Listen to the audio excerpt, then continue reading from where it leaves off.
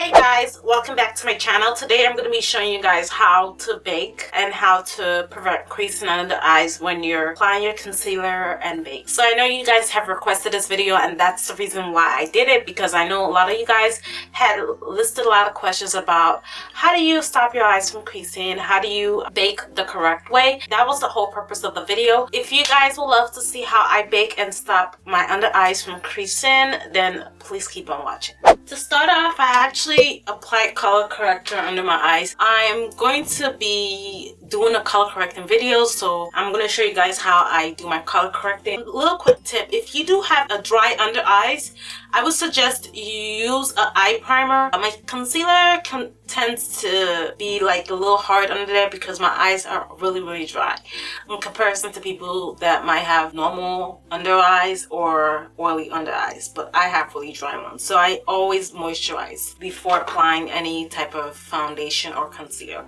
So right now I'm going to be applying my foundation. To save time, I'm going to apply this off camera because I'm not doing like a foundation routine or anything, and I will be right back. Now I've applied the foundation and I also let it set for about 10 minutes. So I'm gonna actually switch things around. I normally go with my highlighting product under like my highlighting areas, but this time I'm gonna reverse it and use my contour first. So I'm gonna take a flat concealer brush like this, and the pad I'm using today is the Makeup Forever Pro Sculpting palette in number 50, and we're going to go into the contour shade, which is the darkest shade in the palette right here. And I'm just taking a flat synthetic brush and we're just going to apply it on our contour area. I find that doing the contour first actually gives me more time to blend and set my concealer. You guys kind of get the drift of where to apply contour. You want to apply it on your jawline right here and in the hollows of your cheek, which is just above your ear.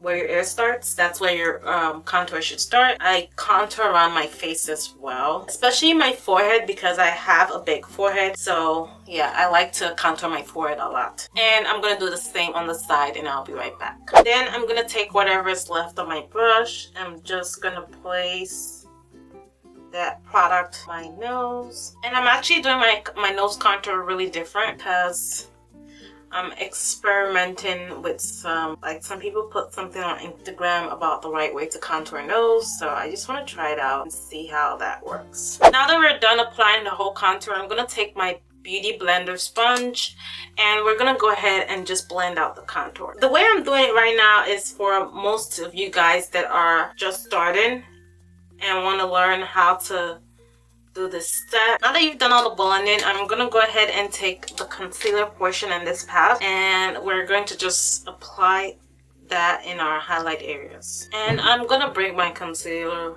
really make sure I'm gonna bring it along the sides of my nose. So quick tip: if the concealer is a really creamy concealer such as this one, I would let this kind of concealer start to set before I blend, so you can actually go ahead and apply it wherever you're supposed to. So I'm gonna apply it to the bridge of my nose as well, and I'm gonna bring a tiny bit to my forehead, like right here.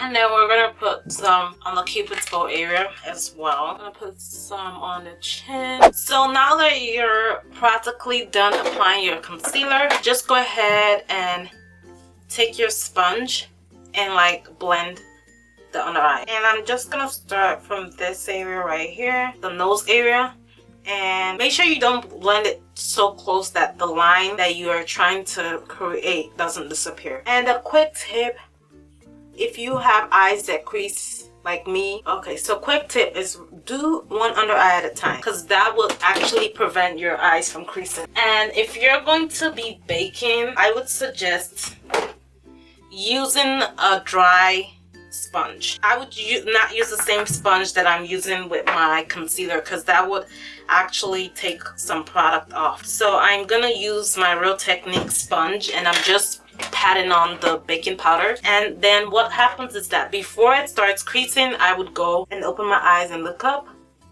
and press it in a little bit more so that I make sure the concealer is all in. And then I'm gonna take the baking powder and like pat that in. And then you can move on to your other under eye and do the same thing, and then you can bake the rest of your face once you're done blending out the rest of the concealer. So this is the little trick I do. Started doing it this way and it works better. And the thing you have to be careful of is not to over bake. So I'm gonna go ahead and do the rest of the other side. The powder I'm using is the Sacha Buttercup setting powder. The other places I really don't mind, so I'm just gonna dip my beauty blender with this sponge and just tap it like normal. A quick tip, if you're really clumsy with baking powder, I would suggest doing your brows after your whole makeup so that the baking powder doesn't float everywhere all over your face. But sometimes I'm clumsy too, so I do it too as well. Another thing you see other people doing is baking under their contour. This ensures that the contour is more like visible. So some people do it and they just go under the contour and like put a nice line right there. And then they do it to the other side as well. So it kind of like makes the contour a little bit more sharper. So, I mean, you can skip it. You don't really necessarily have to do that. It's just all about preference. I do that sometimes and I don't sometimes. Depends on how I'm feeling. When you're done, you really want to let this bake for at least, some people do it for 5 minutes, but I actually would wait for 10, and then I'll show you guys what I'm going to do next. So I'm actually done. I did my eyeshadow and stuff behind camera. So what I'm going to do right now is I'm going to sweep off the excess baking powder. And what I normally love doing that is the best way for me to get my bake really good is to go with a powder that I normally use to set my highlight. I just go with this fan brush. To me, the fan brush is more like softer, so it goes in and takes off the baking powder without moving your concealer, because that's like one of the most crucial parts when it comes to removing that baking powder, is to make sure that the concealer doesn't become disturbed or whatever. And then I'm gonna go under and take it off as well. And as you guys can see, that sharp edge is there. So as I'm dusting it off, it brings the highlight a little bit down. As you guys know, the baking powder kind of makes your face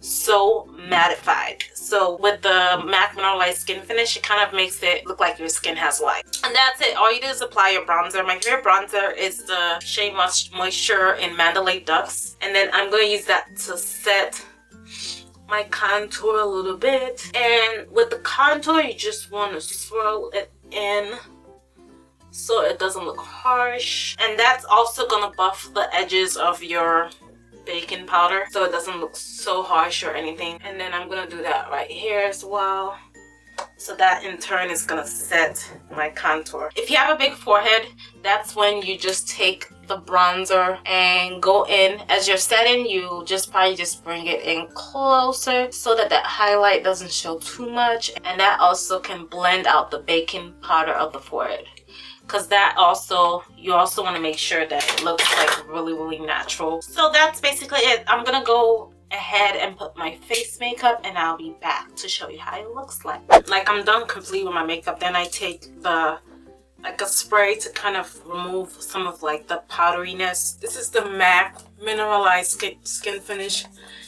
I kind of like bathe myself in this because it's really nice on the skin. So that's basically it on how to bake, and basically like a little contouring that I put in there. So yeah. And if you guys are wondering what I actually have on my face, I will list everything down below, all the ingredients, whatever I put to do my makeup. You can see my under eye doesn't crease as much as it did before. If you guys really enjoyed this video, make sure you give this video a thumbs up. And if you're new to my channel, make sure you subscribe.